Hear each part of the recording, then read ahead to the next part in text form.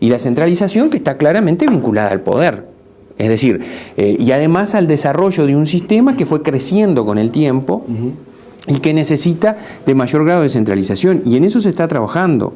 Ahí creo que el informe lo menciona, es decir, hay esfuerzos importantes, creo que lo dice, en las comisiones descentralizadas, estamos trabajando en eso, queremos potenciar los departamentos, nosotros hemos propuesto, y se está también en eso, tratando de afianzar un trabajo a nivel de las regiones, entonces, y para que eso, ¿en qué termine? En un empoderamiento de las comunidades educativas y darles mayores posibilidades a los centros educativos. Claro. Es decir, que las cuestiones que surgen en materia educativa puedan resolverse y atenderse en el lugar donde se produce. Bueno, el informe habla, por ejemplo, del rol de los directores de los centros educativos, de quienes dice están muy limitados en su accionar.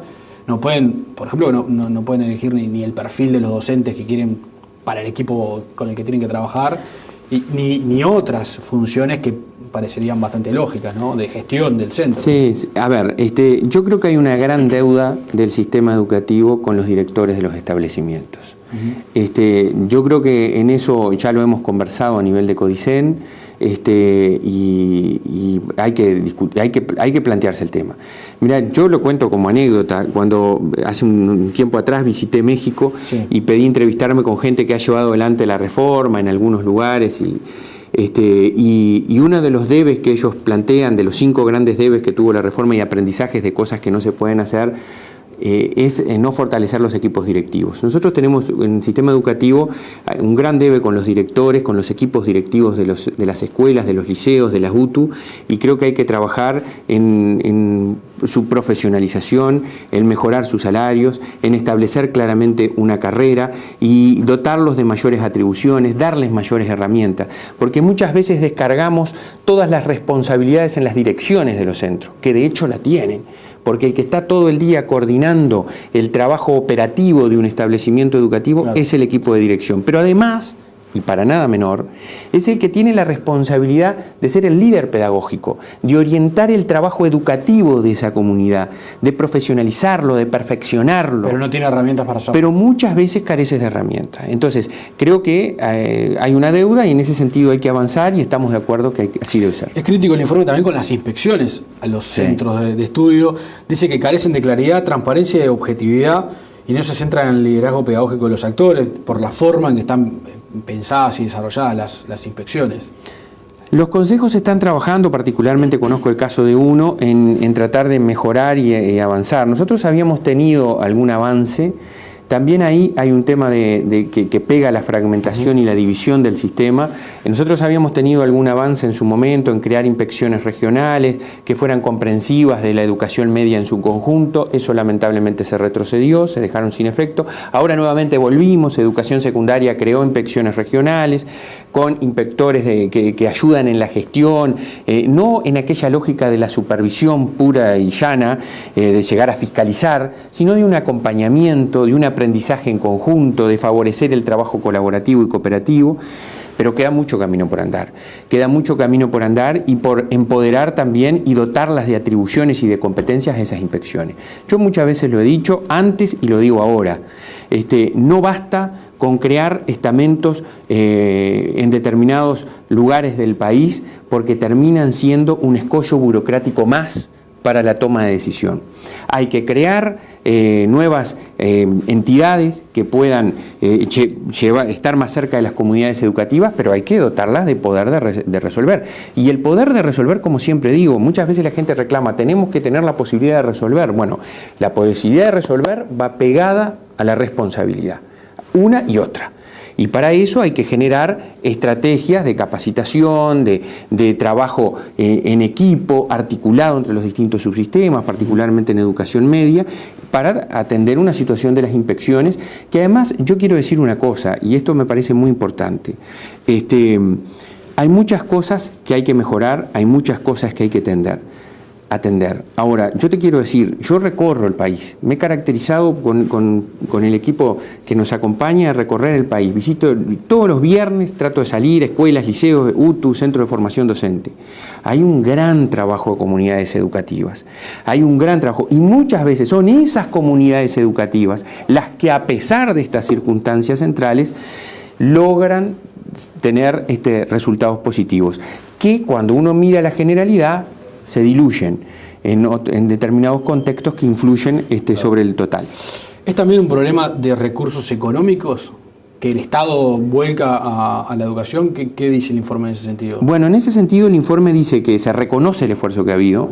A ver, no reconocer que el Uruguay ha hecho un esfuerzo sustantivo en mejorar los recursos de la educación es querer tapar el sol con un dedo. Ahora, dos aprendizajes, que creo que el primero el informe no lo dice. Nosotros en el Uruguay teníamos una creencia, sobre todo impulsada desde diversos ámbitos, que el problema de la educación se solucionaba con más plata. Sí. Quedó demostrado. Cada más con algún número mágico. Claro. Digamos, con un porcentaje mágico. Claro, se hablaba un 4,5, ahora se habla de un 6. Sí. Nosotros llegamos, estamos en más del 4,5 en realidad hoy por hoy. Bueno, quedó demostrado. Más recursos no implica mejor educación. Seguimos teniendo algunos problemas importantes, estructurales, que a pesar del tiempo no lo hemos podido solucionar. El informe lo que dice es que ha habido, se reconoce el informe, se lo ve como una fortaleza, pero dice, no está a nivel de otros países, no está a nivel de la OCDE, no está, de los países de la OCDE, no está a nivel de países en la propia Latinoamérica. Hay que seguir avanzando. Yo le agregaría avanzar, que también creo que en parte lo dice, avanzar también en la mejora de la gestión de esos recursos. Ahora, capaz que usted coincide, pero hay muchos expertos que sostienen que no existen buenos resultados en el mundo con el 4,5 del Producto Interno Bruto para la educación. Sí, hay muchos. Hay una relación directa entre el presupuesto que se destina y los resultados. Después se pueden administrar bien o mal los resultados, claro. Pero a la inversa, digamos, haciendo la lectura a la inversa, con 4,5 como destina Uruguay o un poquito más, no hay buenos resultados en ninguna parte del mundo. Es decir, prácticamente. A ver, yo voy a decir, el 4 se necesitan más recursos para educación siempre. Eso es una realidad. Porque en educación los recursos que se reciben siempre son insuficientes en la medida que hay nuevos y más desafíos a atender. Ahora, yo también puedo decir, hay países que tienen menos recursos y tienen mejores resultados. Mejor que en Uruguay. Mejor que en Uruguay. No necesariamente buenos resultados. Y no necesariamente buenos resultados, pero mejores que nosotros sí. En algunas cuestiones que son claves. Yo reitero, acá hay que sacar el fantasma y decir, sobre todo por respeto a los maestros, a los profesores, que en este momento están trabajando en una cantidad de centros educativos dejando el alma en la cancha. Sí. Pero acá hay algunas cosas que como muchas veces se dice, que nos golpean fuertemente. La culminación de los ciclos educativos, los resultados educativos medidos en cuanto a logros, a aprendizajes que los alumnos obtienen en educación media, al desfasaje que pasa, es decir, primaria mejora sustantivamente su tasa de no repetidores, y secundaria, sin embargo, la educación media tiene explosiva tasa de repetición y de desvinculación. Algo tenemos que hacer. Silva, es muy extenso y nos quedan pocos minutos, el informe digo muy extenso, pero me interesa señalar finalmente un último punto que tiene que ver con qué sucede con esos recursos una vez que llegan a la educación, que obviamente es mucho dinero. Y ahí habla de falta de transparencia, sobre cómo habla el informe de falta de transparencia sobre cómo se administran, o por lo menos cómo se rinde cuenta respecto a esos recursos. Sí, eso también se ha dicho hace mucho tiempo, que hay que... esa es una discusión que a veces sucede en la interna de la ANEP, en cuanto a la planificación. Yo, en lo personal, he sostenido siempre que la ANEP tiene que tener un proceso de planificación estratégica verdadero, efectivo. Yo creo que no lo tenemos y que tenemos que avanzar en ese sentido. ¿Pero es ahí donde está la falla? Sí hubo, sí, claro. A ver, yo quiero destacar, hubo una mejora en el presupuesto, y lo he dicho en la presentación del presupuesto, lo dije antes de integrar el Codicen. Hay un esfuerzo que se nota en el presupuesto, y ese presupuesto es el que está guiando el barco, ¿no? Entonces, si hay una mejora en el presupuesto, se establecieron objetivos, si el Poder Ejecutivo se establecieron metas o objetivos, la ANEP los tomó y tiene otras metas para el cumplimiento de determinados objetivos, está muy bien. Yo comparto los objetivos establecidos. Creo que está muy bien.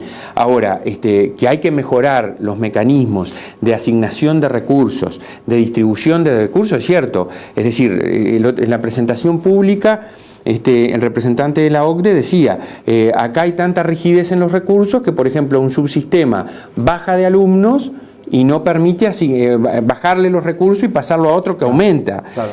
Porque ya hay... Sí, o puede haber centros que necesitan más recursos que otros. Claro, sí, o no hay... Yo creo que hay criterios que yo lo he dicho, pero ¿sabes por qué? Además, muchas de las cosas, yo siempre tengo la lógica de hablarla con los compañeros del Consejo y discutirlas en la interna para tratar de obtener mejoras.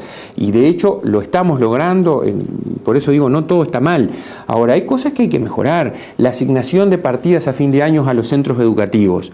Hay que establecer, a ver, bueno, ¿qué centro educativo precisa más que otro? Porque se nos da la paradoja que a veces le podemos dar más recursos a un centro educativo que precisa menos de uno que está en la misma ciudad y precisa mucho más. Entonces, esas cosas son las que tenemos que mejorar. Luego, otra cosa que ahí habla, creo que ahí lo habla, es el tema vinculado al costo por alumno, habla a la necesidad, ¿no? De que también... No se conoce eso. Nosotros tenemos un costo por alumno que no es tal, lo sabemos todos desde hace mucho tiempo, esto es histórico en la NEP. Hay un cálculo, pero el cálculo no es real. Claro, no porque es... la cantidad de recursos que le dan, por ejemplo, a un subsistema, sí, se lo divide por la cantidad de alumnos. Entonces es el costo alumno. Sí. Que en realidad habría que decir inversión en el alumno, que en realidad no es tal, porque cambia según el centro, porque hay centros que tienen determinados apoyos, por ejemplo, que otros centros no lo tienen, claro, hay centros que requieren mayor inversión que otros para su funcionamiento en función de la oferta educativa que tienen. Y yo creo que esas son cosas que se está avanzando, hay algún informe que nos han entregado a los consejeros, pero la OCDE lo que advierte es que hay que mejorarlo. Bueno, lo bueno de estos estudios, ¿sabes qué es? Es que nos siguen advirtiendo de cuestiones que tenemos que mejorar, que hay consenso respecto de las mismas, y que nosotros, que estamos en el gobierno de la educación, establecidos allí por nuestros colegas, es bueno tener estos insumos para seguir afianzando determinados caminos para lograr una transformación de la educación.